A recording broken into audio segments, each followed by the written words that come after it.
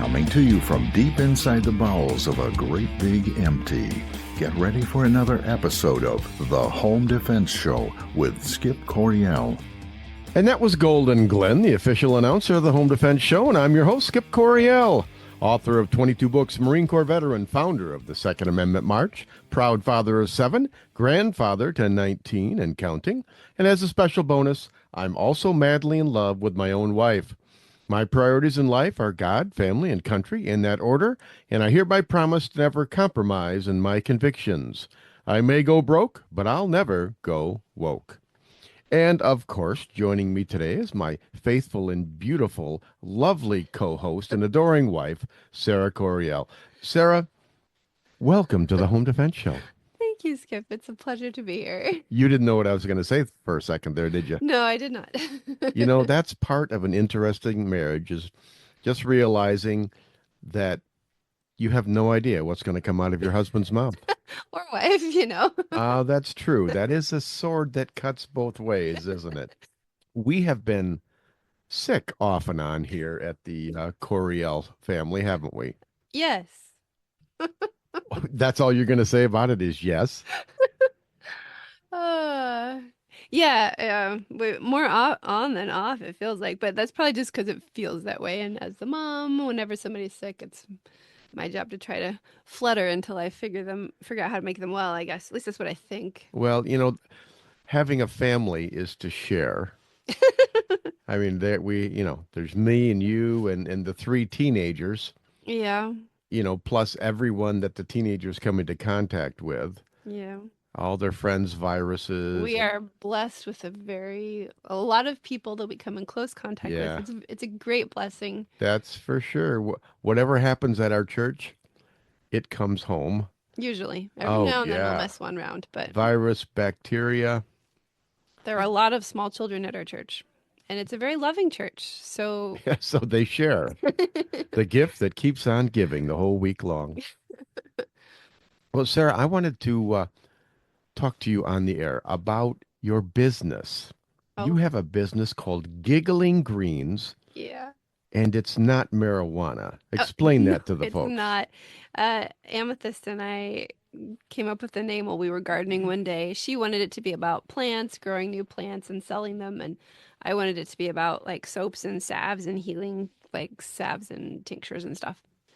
But why don't you highlight one of your products? Just take one product and tell us about it. I think my favorite product is the soap. It's a Simply soap. It's just got 3 ingredients in it, and I've always had a hard time with soap that hurts my skin, but I want to be clean, so I'm always washing and always, but like dish soap has hurt me, and shampoo dries, everything out. I'm just really, really sensitive, so I started making my own soap. I like it. It's really good soap. It gets me clean, but it just doesn't taste very good. Yeah, we'll have to work on food products for that. Okay, all right. And maybe next week we'll talk about a different product. Okay, what do you call that soap again? Simply soap. Simply soap. All right. And my husband makes wonderful labels, so. I'm the label maker. That's right. Sarah, why don't you tell us who's on the show today? Well, today we're interviewing a longtime friend, Mark Walters, the host of Armed American Radio, and we'll be talking about the Daniel Penny effect. Then, in the shootingclasses.com self-defense report, we'll be speaking with firearms instructor Deron Boring about intervening in dog attacks. Yeah, I always like talking to Mark. Mark's in the big leagues because he's on I think almost 300 channels nationwide. And the guy just talks. He's like our son Cedar on crack. He just talks and talks and talks at the speed of light. That'll be fun. And he's pretty smart, too, One of the things that I want to talk about, Sarah, is the terrorist attacks that we had on New Year's Day. 2025, we've had an open border for 4 years now. We have no idea who is in our country, and we've been expecting this for a long time. We've been expecting it on the Home Defense Show and also on Frontlines of Freedom, the military talk radio show. You've got a couple of articles that give us just the basics about those 2 attacks. Go ahead and read those, and then we'll break them down. Okay. On New Year's Day 2025, a terrorist attack occurred in New Orleans when a vehicle driven by 42-year-old Shamsuddin Jabbar, a U.S. citizen from Texas. Oh, that doesn't sound like a Texan name to me. No, it does not. That's not French. It's not It's not Italian. German. Ah, okay. Keep going. Plowed into a crowd on Bourbon Street, killing 15 people and injuring 30 others. The FBI is investigating the incident as an act of terrorism and has found an ISIS flag in the vehicle. Additionally, weapons In and law enforcement, that's something we call a clue. is it now? Additionally, weapons and potential improvised explosive devices, that is, IEDs, were discovered at the scene. President Joe Biden stated that Jabbar had posted videos indicating he was inspired by ISIS. The FBI confirmed that Jabbar acted alone in the attack. The attack took place around 3:15 a.m. near the intersection of Canal and Bourbon Streets, an area known for its music and bars where revelers were celebrating the new year. The incident prompted the postponement of the Sugar Bowl and increased security measures for future events, including the NFL Super Bowl scheduled for February 9. All right, and there's a second attack, right? This one happens in Las Vegas, Nevada. A Tesla Cybertruck exploded and burst into flames Wednesday morning just outside the entrance of Trump International Hotel in Las Vegas, killing a person inside the vehicle and injuring several others standing nearby, local officials said. The suspicious blast is being investigated as a possible terrorist attack. 3 senior law enforcement members briefed on the matter told NBC News. A motive has yet to be established. The blast in Las Vegas came just hours after the attack in New Orleans. Authorities are looking into several parallels between the incidents, including that both involved trucks, a Ford pickup in New Orleans and a Tesla Cybertruck in Las Vegas. They were both rented from Turo and occurred on New Year's Day. Both also involved U.S.-born military servicemen who served in Afghanistan around the same time frame, but don't appear to have any known connections. But on Thursday, an FBI official, Christopher Raya, said that at this point there is no definitive link between the two occurrences. You know, there's a lot here to unpack. Yeah. Part of the problem that I see in this is we can't believe anything that the government tells us. That's a problem. Yeah. One positive thing there is they actually admitted that it was a Islamic terrorist attack. The connection. Yeah. Yeah. Before they wouldn't give the name or the race or the religion or whatever for political reasons. So at least they're telling us that. The idea that these two attacks are not related is absurd to me. They are way too similar, and the timing is like that. I was listening to a podcast, and the woman being interviewed, her name was Sarah, by the way. It wasn't you.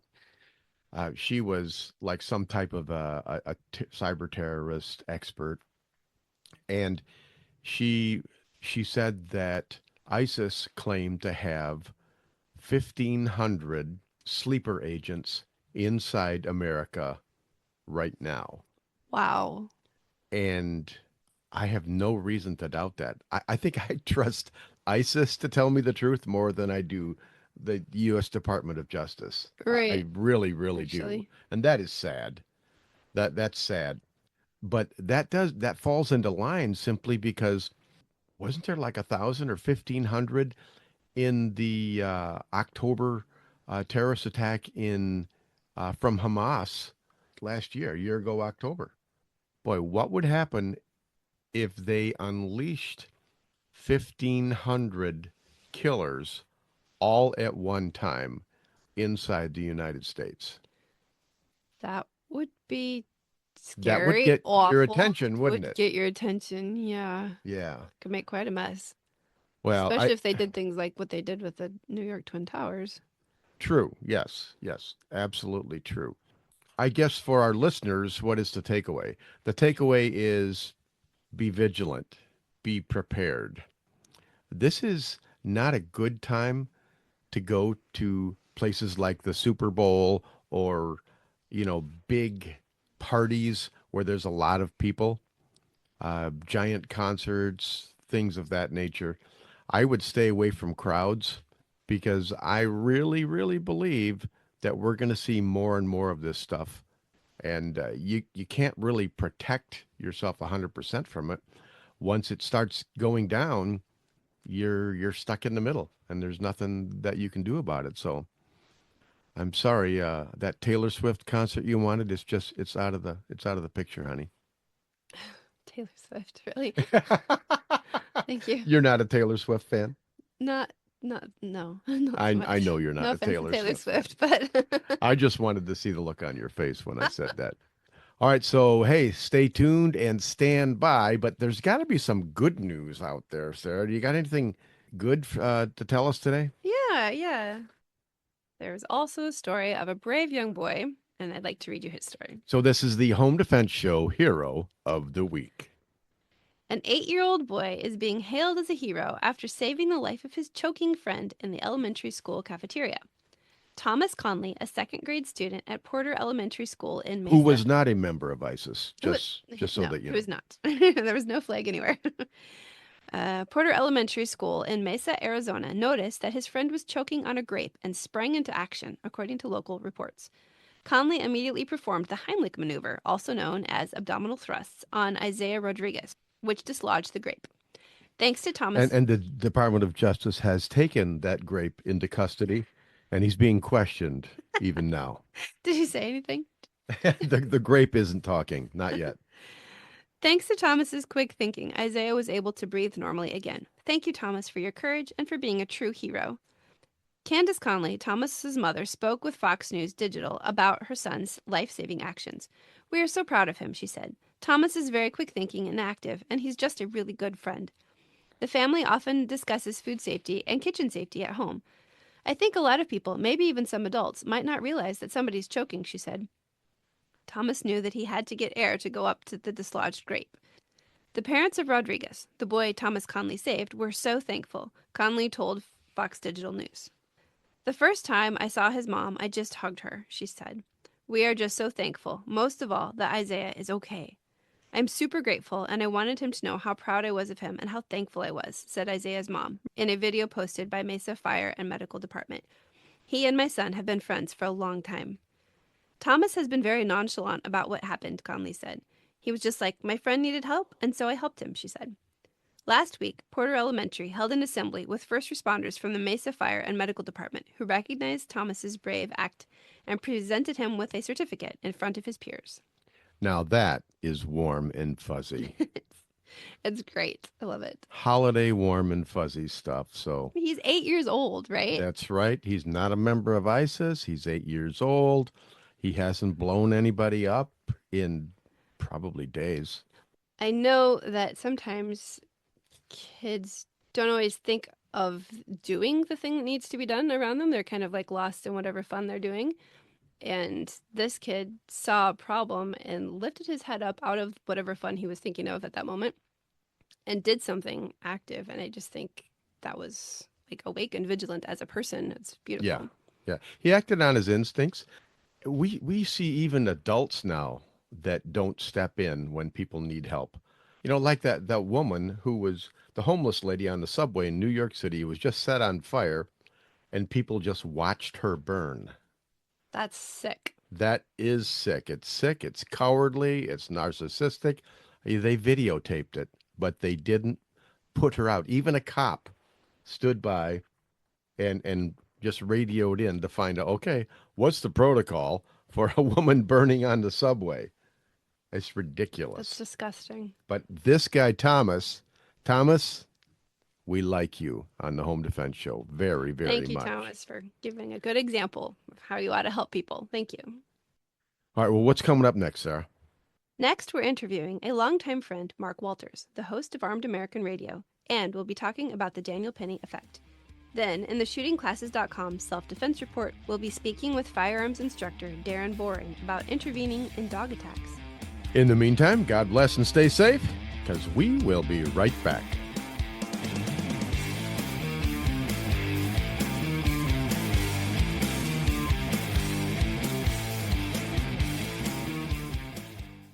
Firearms training should be easy. Instructors can focus on teaching and not worry about all the complex paperwork and management behind the scenes. Just pull the trigger and let us do the administrative work. Welcome to shootingclasses.com. At Center Shot Gun Range, we are passionate about training. Don't know where to start? We offer a 1-hour new shooter seminar to introduce you to the world of firearms and help you find training opportunities specific to you.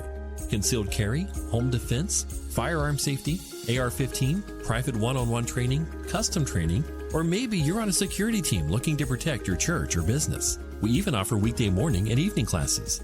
Center Shot Gun Range has you covered. Start your journey at centershotgunrange.com. Firearms training should be easy. Instructors can focus on teaching and not worry about all the complex paperwork and management behind the scenes. Just pull the trigger and let us do the administrative work. Welcome to shootingclasses.com.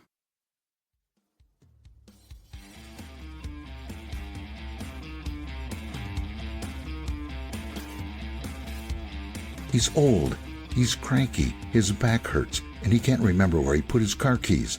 But his mother still loves him. Welcome back to the Home Defense Show with Skip Coryell. And that was the beautiful and sultry voice of Golden Glenn, the official announcer of the Home Defense Show. Folks, we live in a dangerous world, and I want you to be able to protect and defend the ones you love. And that's why I have this show. It's my way of empowering you to accomplish one of your primary jobs in life. You are a protector and a defender. All right, listeners, before we get too far into the show, don't forget to check out our sponsors, United States Concealed Carry Association, shootingclasses.com, and Center Shot Indoor Gun Range for all your training and equipment needs. Without our sponsors, this show wouldn't be on the air, so we thank you all. And now I want to welcome one of my favorite friends back to the show. He's Mark Walters, the host of Armed American Radio. Mark, welcome back to the Home Defense Show. Well, thanks for having me, Skip, and Happy New Year, brother. Oh, yes, it's a brand new year. I was so sick of the old year, so I'm happy to have a new year, Mark. We've all been sick of the old year, you know, and then what a way to start off the new year with a terrorist attack and a likely another terrorist attack in Las Vegas. And there's, unfortunately, I think there's more to come, but 19 days, you know, can't get here fast enough, can it? Oh, you're so right on that one. And you know, it's not like I didn't expect bad things. I expected them, like, 2 months ago, after the election. On New Year's Eve, that I had a bad feeling something was going to happen. And I commented to my wife, I said, these big crowds, my daughter was in a big crowd in Nashville. That concerned me. You know, she was up there on New Year's Eve with some friends. That was concerning. New York was concerning. Downtown Atlanta, any big crowd, it's just not the place to be. You can't really stay safe in a crowd like that. And then look what happens in New Orleans. About 3 o'clock in the morning, I got that alert, woke me up. I couldn't believe it, but I could believe it. And I thought there's more to come. And then we get the report on the deal at Trump Tower and all that. But, you are right at your intro. We live in a dangerous world, brother. All right. Well, one of the things that I want to talk about today, Mark, is I wanted to talk a little bit about the Daniel Penny case and something that people are calling the Daniel Penny effect, because this is all about, home, family, personal defense. And boy, it's very much related. And so what I want to do, Mark, with your permission, is I just want to go ahead and I want to read a little bit of an article. And this is out of the Hindustan Times. I'm guessing you probably haven't read this article yet. It did not show up in my alerts yet. No, I didn't think so either. All right, but hey, here's the title, and I'll just read a little bit of it and get your take on it. Bystanders accused of looking on and doing nothing as Guatemalan migrant set woman on fire. Nobody came to her aid. Footage of the incident shows at least 3 people looking on, with one of them even filming the fire. Many have alleged that bystanders simply looked on and did nothing as an illegal Guatemalan immigrant set a sleeping strap hanger on fire aboard a Brooklyn subway train. Footage of the incident shows at least 3 people looking on, with one of them even filming the fire. An NYPD cop stood outside the subway car as flames engulfed the victim on Sunday morning, December 22. Sebastian Zapeta Khalil, age 33, was later arrested. It has been reported that he snuck back into the U.S. after being deported. He has been charged with first and second-degree murder and arson, the New York Post reported. Nobody came to her aid, said Guardian Angels founder and community activist Curtis Sliwa. There's no doubt that people don't want to get involved. It's the Daniel Penny factor. It's frozen people. They're saying to themselves, I don't want to get jammed up like Penny did. People should have been running over to the woman on fire. They did nothing. They said nothing, he added. All right, and we all know about the Daniel Penny case and Jordan Neely and all of that. What do you think about all that, Mark? It's interesting we talk about the Daniel Penny effect now. Here's why I say that. As a younger man, when I was 18 years old, I went to college about 30 minutes north of New York City. And my roommate in college, his mother had a bakery on 62nd and Lexington Avenue. So we used to go into the city at least twice a week. And prior to that, when I was a sophomore in high school, I lived in Wayne, New Jersey for 1 year. And I got very familiar with the city. That was back during the Koch years. And New York City was a hole. You know, you didn't go anywhere near Times Square, Skip. It was the worst area, 42nd Street, right? Well, now some of the best restaurants in the country, let alone New York, are on 42nd Street down there at Times Square. And New Yorkers are famous, and they were back then, for just walking past things, right? You know, you used to go down to the Bowery. We'd have people come into town, and we would drive them into New York City, you know, for the evening, and we would take them down to the Bowery where all the quote unquote bums were, using the 1970s terms, and showing people just what it was like. It was almost a tourist thing. New Yorkers have always been famous for just ignoring this crazy wackiness stuff that goes on in the city, but not to this extent. You know, people would come to other people's defense and aid. Now you have Daniel Penny's case, and you have this horrific story of this woman on the subway, and I've watched the video myself. It's hard to watch. And I see a transit authority cop walking right by her. You know, whatever happened to, why didn't someone take off a shirt and throw it over her, or take their coat off and try to douse the flames? Try to get her away from there, get her onto the platform, stop, drop, roll. We taught this stuff when we were kids. Yeah. So yeah, the Daniel Penny effect. Why? Why is it an effect? Because nobody wants to get prosecuted for holding this guy or attempting to hold him. Somebody could have walked up behind him on that bench and put him in a full Nelson, grabbed him from behind, locked his arms behind his back, and held on. And nobody did any of that. Why? I don't want to be prosecuted. I don't want something to happen to him. I'm not going to let my life go to ruins like we saw with Daniel Penny because of a bogus prosecution.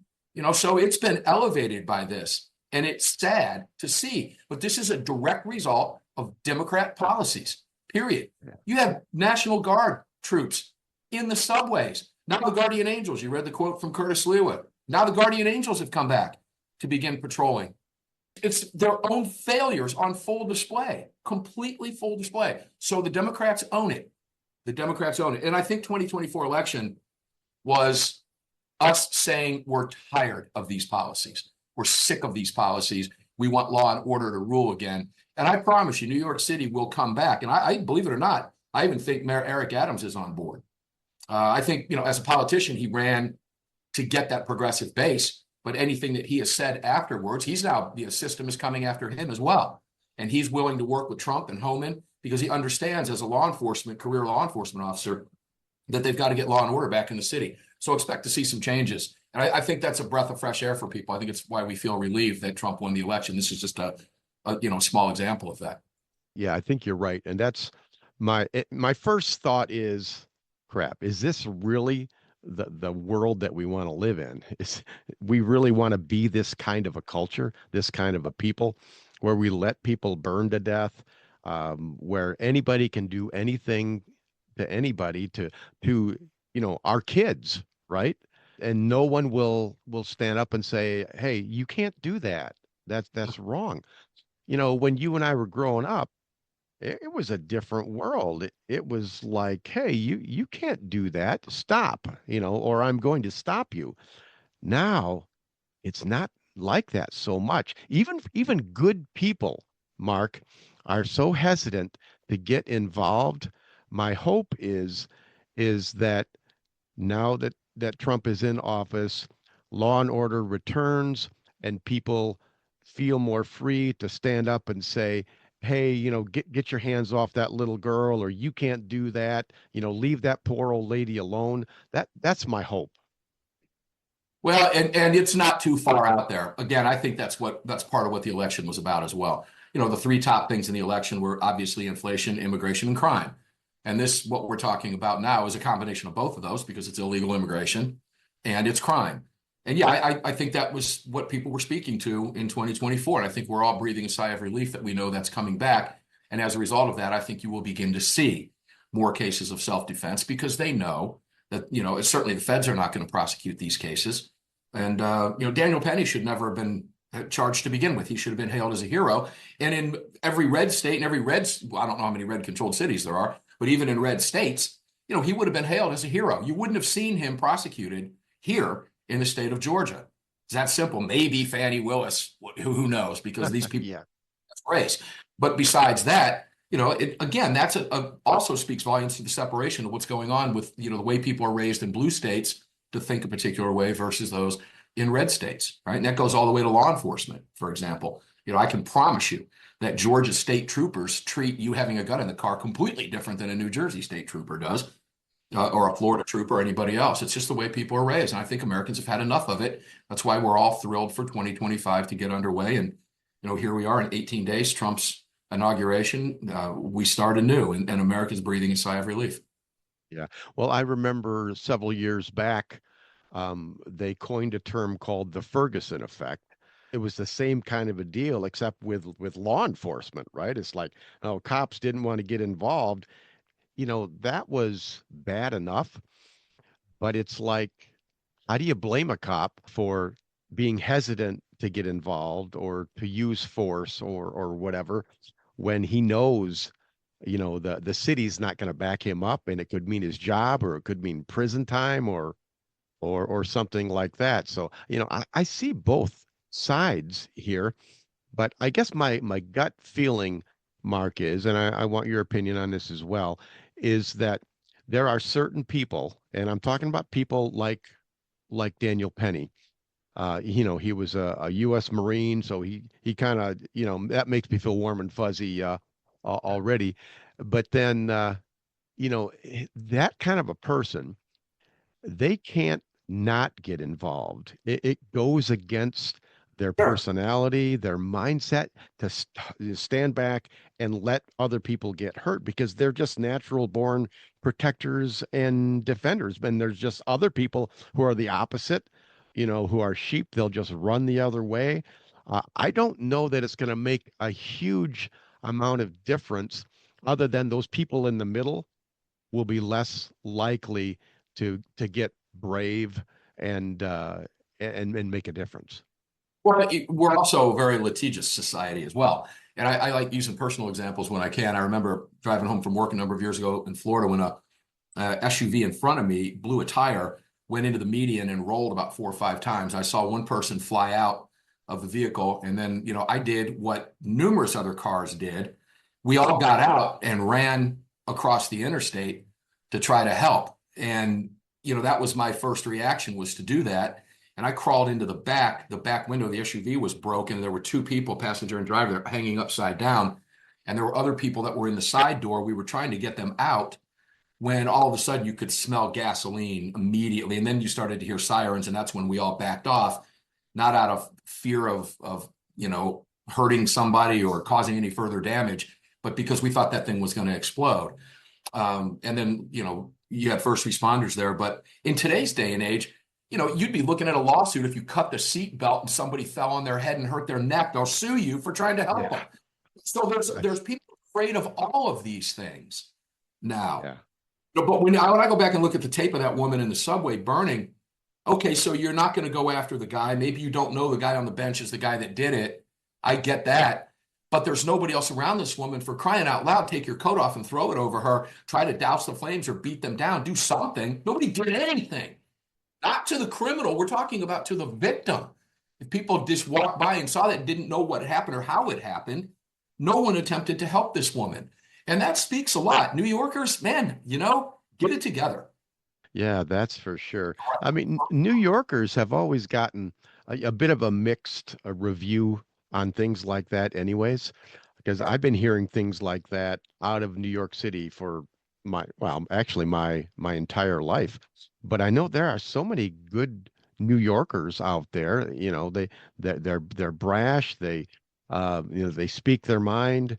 But I don't know. It's like they've been under blue dominance for so long that it's almost like the warrior inside them has been beaten out of them. The result of blue policies. That's the result of blue governing. They've grown up with this anti-whatever mentality. For our purposes, let's just use guns because it's a great example. If you've got somebody that grew up in an anti-gun political environment their entire life and then becomes a state trooper in that state, what do you think perspective they bring to the job? Here comes a car driving from, again, personal experience. At one point I had my Corvette wrapped with the AAR logos and all, and they wanted me to bring it up to SIG and put it out in front of the academy when I was going up there. And there was no way I was driving through Maryland, okay, and Connecticut and Massachusetts with an Armed American Radio logo, Georgia plates. I probably wouldn't have gotten through New Jersey without being pulled over, okay? I would have been unarmed, not unarmed. That's unarmed. Being unarmed is a choice. Being disarmed is by force. So I would have technically been disarmed because I didn't want to have a firearm with me as I was traversing through those states. And law enforcement treats you different because these people have grown up in a different mentality. That's just a fact. That is just a fact. You're going to be treated. I know it for a fact. And then you go back to the Ferguson effect. I'm sure you're like me. You know a lot of people that are police officers. Everyone that I've asked, would you want your child to go into your line of work at this point in time in our history? And the answer is absolutely not. We have that problem in Atlanta. We had cops prosecuted here for supposedly shooting a guy in the back that had just tased the cops, was trying to steal their gun. They tased him. It didn't work. They fired on him. They were put on trial. And who I know. Want to at this point? And that's one of my biggest regrets in life is that I didn't go into law enforcement when I was younger. I wanted to, and I got convinced by my mother that I was going to college, period. She wasn't going to have anything of it. Her brother had just gotten out of Vietnam, and they wanted me to go to college and not into the military. I said, fine. But I regret that to this day. But yeah, in today's day and age, oh gosh, no, I would never want my son or daughter to go into law enforcement unless they were 911 operators or working behind the scenes. I wouldn't want them on the streets, no.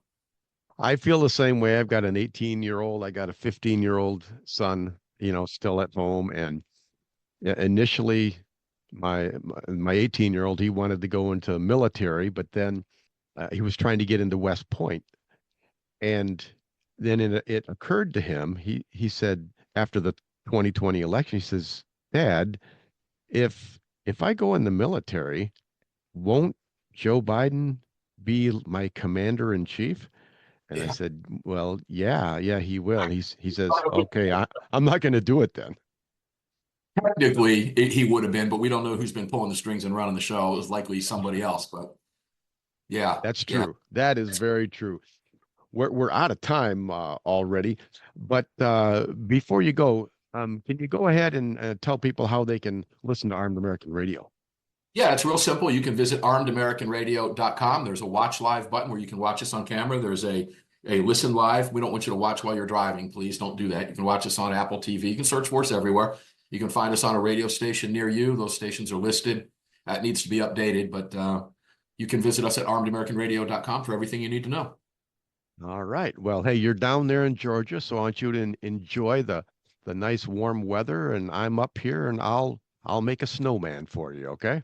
I appreciate it. Send me pics. I will not be jealous. Okay. All right, Mark. Thanks for being on the show today.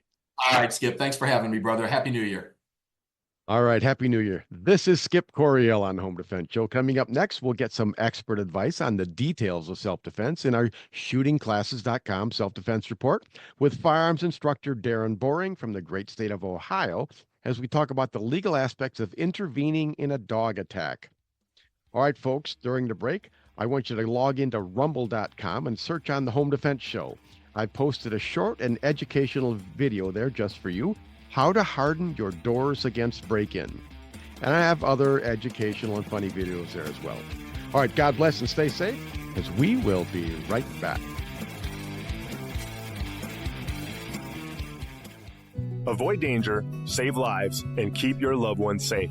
If this sounds good to you, you sound good to me, and I'd like to help you do those things. avoid danger, save lives, and keep your loved ones safe. If you're looking for more excitement in your life, we have nothing to offer you. But if you are a thoughtful, responsible, nonviolent man or woman, we'd love to teach you what to do if something crazy happens. More importantly, we'd like to teach you what not to do. We currently have over 500,000 members. They are doctors and single moms and firemen and grandmothers and veterans and Democrats and Republicans and members of every faith. But the one thing they all have in common is that they know exactly what to do if something crazy happens. When you're with one of our members, you are safe. Our members know how to de-escalate situations. They know how to calm things down. We are the United States Concealed Carry Association. See what we're all about at usconcealedcarry.com. Discover the little-known backstory of the U.S. Concealed Carry Association at usconcealedcarry.com.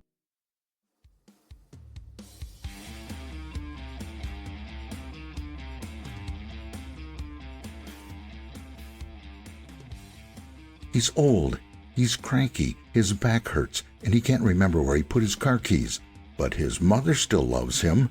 Welcome back to the Home Defense Show with Skip Coryell.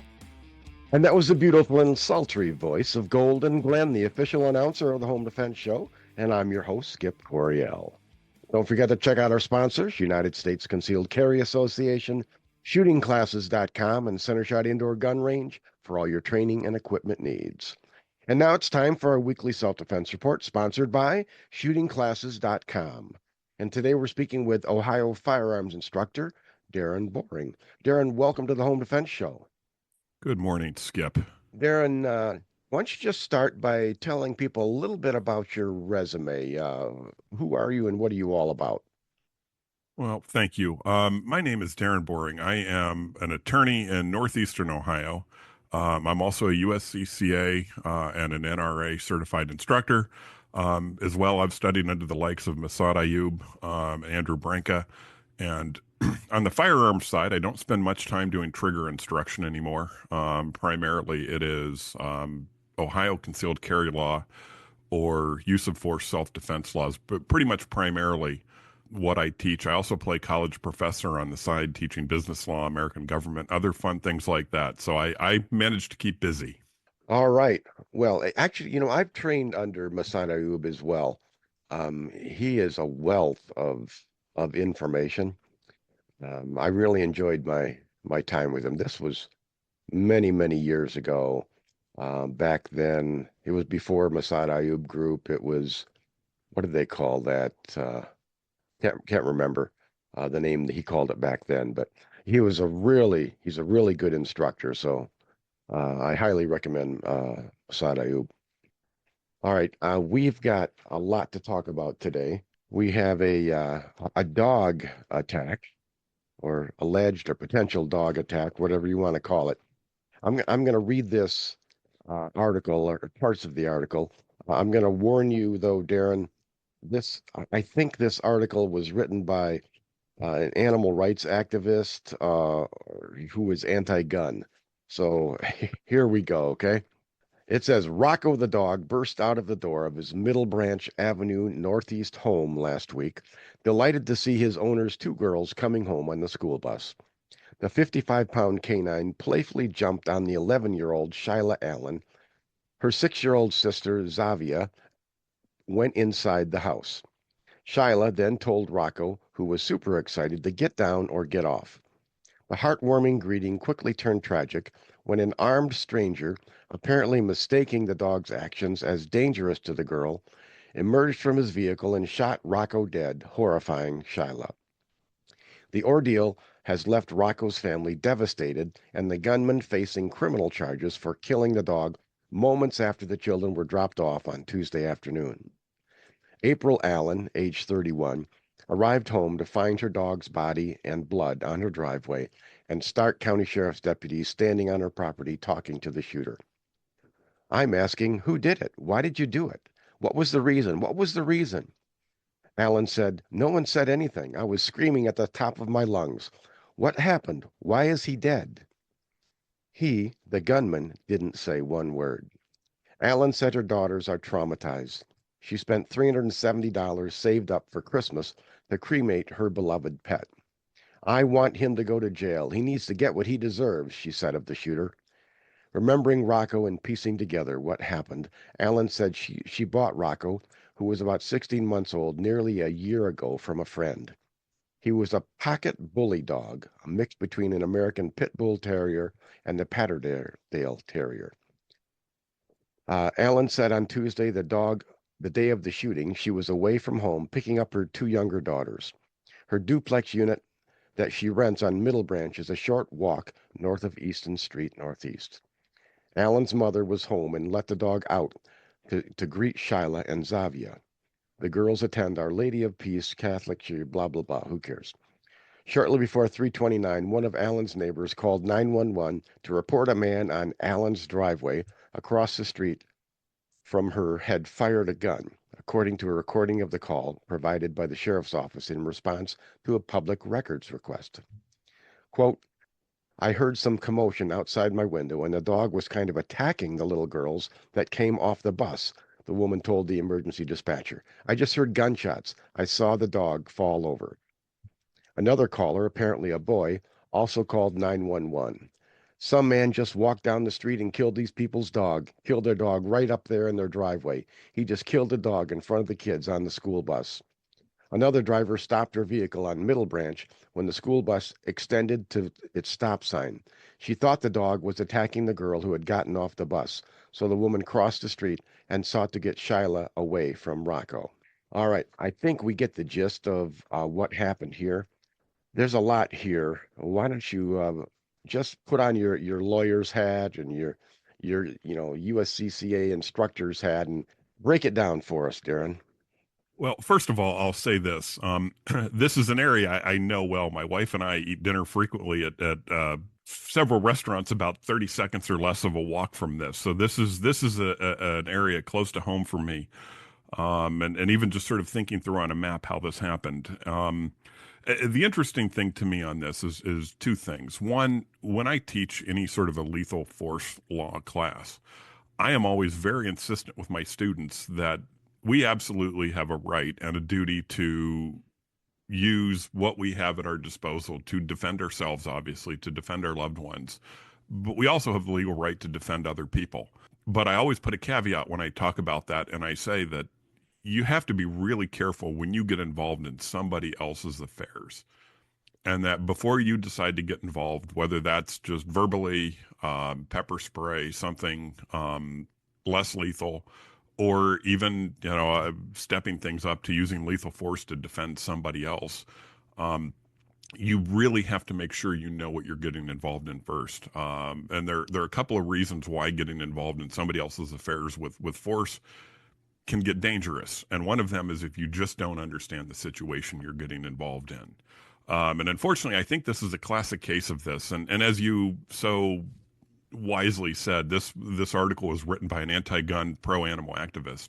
And I'll tell you, the Canton Repository, which is owned by USA Today, is notorious for all of those above. So there is no way that this article is fair, and I'll say that. But I've done some investigating on my own, looked at the court docket, looked into what he was actually charged with, and a couple of other news outlets, and it leaves me with a couple of questions, I guess. And I think it's too early to judge this gentleman's activities, and what he did one way or the other.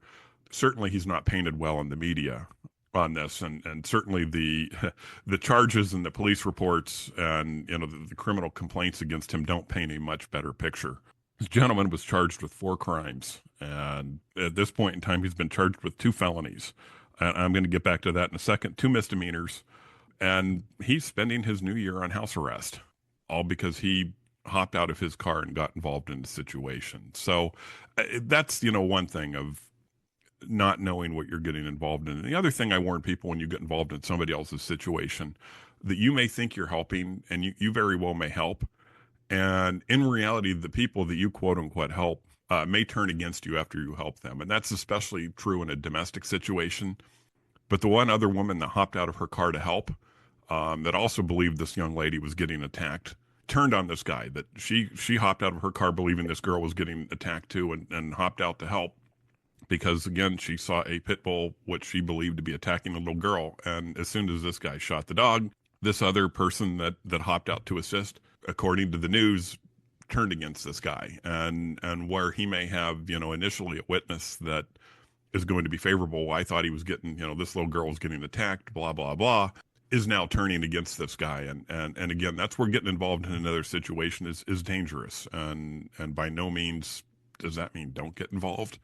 At some point in time, we know the right thing to do, but boy, you just have to use some discretion and at some point some discernment whether or not this is a situation you need to get involved in. I think begs some bigger this questions. guy is going to need a really good lawyer. Would you agree? I would, because, and one of my biggest questions on this one, again, I don't know that he was in the wrong. I don't know that he was in the right. But I mean, he is literally getting charged with 2 felonies, including discharging a firearm in a school safety zone because it was close enough to the school bus, the school bus drop off that they're hitting him with a 2nd-degree felony for that. I agree with all of your analysis. And my personal opinion is, you start carrying a gun and you've got to have really good judgment. You really, really do, because you get involved at the wrong time, you make a bad call, man, you're going to need a really good lawyer, and you've changed a lot of lives.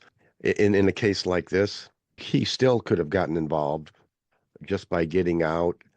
And we don't have any record of anyone being bitten by the dog, do we? We don't, and I don't trust the news accounts of it for anything. The criminal complaints are so vague, it's not even funny. But we don't even know. He asked this little girl, "Do you need help?" Was she crying? Was she laughing? Did he just go straight to guns on that? I don't know. Well, it makes it sound like he just jumped out, ran over, shot the dog in the head, and that was it. But things rarely happen like that in real life. So I'm thinking there's a lot that happened that we don't even know about. But I think probably the bottom line is, if he could do it over again, he would have done something differently. And even if, for me, get out, walk over there, a 55-pound dog. All right. Yeah, that's a problem against a small girl, but kick the dog, pick up the girl, anything like that, something less than lethal, like pepper spray. That would be a really good time to deploy pepper spray. Dogs have very sensitive noses, and that would work really well. And what is the legally, if he pepper sprays a dog and turns out to be wrong, what are the difference in charges on that? The interesting thing is, I don't know that I can give an answer on that right now, because and here you'll love this one. And for our Ohio people would be familiar with Dick Goddard. He was a former Cleveland weatherman that passed not too long ago. But one of the last things he did in his life as an animal activist was got an animal cruelty law passed in Ohio called Goddard's Law, that allows people to be charged with up to a 5th-degree felony for harming or torturing a companion animal. And that's actually one of the statutes that this guy was charged under. And if you actually read the statute, it talks about torture, causing harm, causing pain, on top of causing death. And so there is a small part of me that if you really had a vindictive police officer on this one, that he could have been charged just the same for pepper spraying it if they said what's causing pain, agony, torture, what have you to an animal. And I know that's a weird answer, because in Ohio, dogs are property. They're not. Yeah. They're not a human life, which just really makes this interesting, because he's being charged almost, under this law as if this were a human being he used force against. And my wife jokes and says that I'm the secret PETA member, and I'm by no means an animal activist, but I have a really soft spot in my heart for dogs, cats, everything else, and normally I'm the one mad at people doing that. But I look at a case like this and I say, this guy's being overcharged. Yeah. Well, my wife is like that too. She just loves dogs. And, it was a sticking point in our marriage. We've been married 20 years, but I just told her going in, I don't want any dogs. We're not having any dogs. And so now 20 years in, we have 2 dogs, and that's the way it goes, right? Yep. You know, we don't have 4 dogs, we have 2. That was the compromise. But people are really funny when it comes to their dogs, Mhm. especially these days. It's like they're people to them, and they can't really see a difference. Well, and it's the truth, and this law, and again, far beyond the scope of why we're here. But I mean, this law, even there were some people speculating when this law first came on the books here in Ohio that it was giving people the vigilante right to bust your window out if you locked a dog in the car in the summer. So this law is really wide sweeping. And again, when I read the story, I went, "Oh my word, they're charging him under Goddard's law, aren't they?" And I mean, he's looking at 12 months in prison under an animal Wow. cruelty statute for this for what he interpreted as defending this little girl, and he's Well, getting charged with all kinds of other stuff, but this one just screams overcharge to me. well, it's going to be interesting to see how it plays out.